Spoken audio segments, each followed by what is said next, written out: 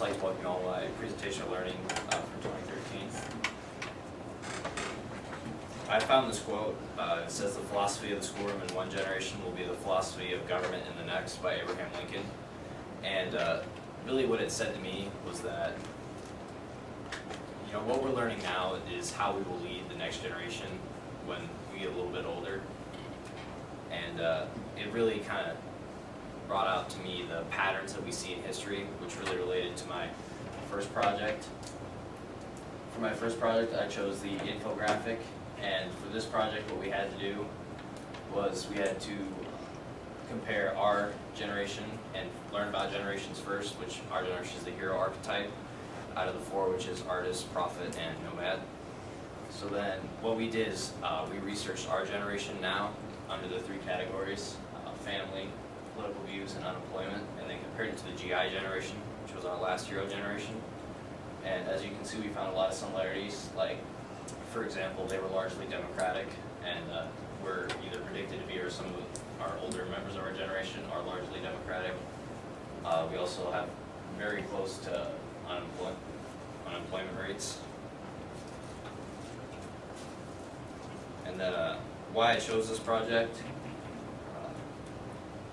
it's really just kind of one of the most interesting projects I've had throughout my career. I learned a lot through the project, and I really got to use my artistic skills in creating this image, since an infographic it's not so much words, it's more images put together. So I really got to use my artistic skills and really got to showcase how history kind of repeats itself. For my roles and responsibilities, I was responsible for actually creating the infographic, in addition to a piece of the research that we divided up among our group members. And then I met the content standard, understand historical patterns, periods of time, and relationships among these elements by, once we did our research, it really did kind of prove that history really does have patterns in it that you can see, and we also met it by comparing these patterns.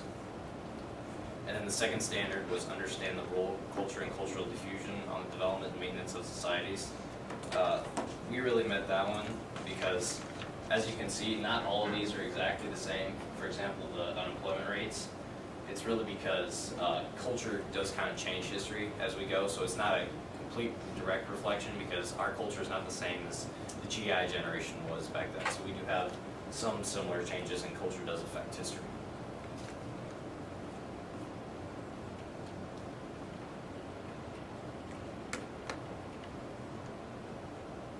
Then for my next project, it was a storyteller project. For this project, we learned about the 5 literary elements, and then we had to either compose a short story or write a poem.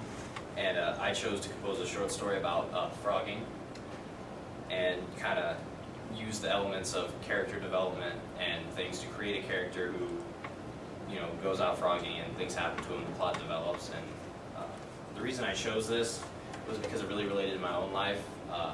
I like to go frogging and have a lot of experience with it, and what baffled me is how little people know about it. So I really kind of chose it because it reflected a lot about me, and it's also, in my opinion, one of the best pieces of writing I've done in high school so far.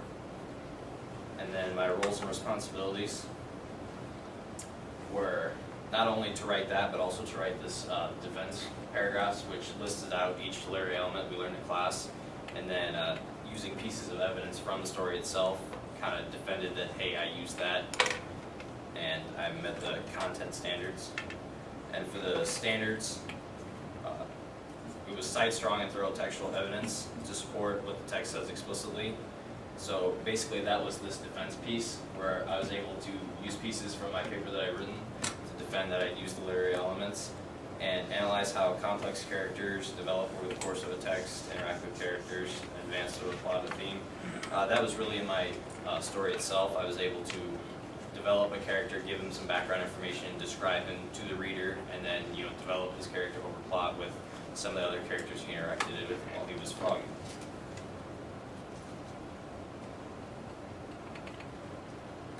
So, 21st century skills, I put them at the bottom of my tree because they really are the foundation for this G-Squared program.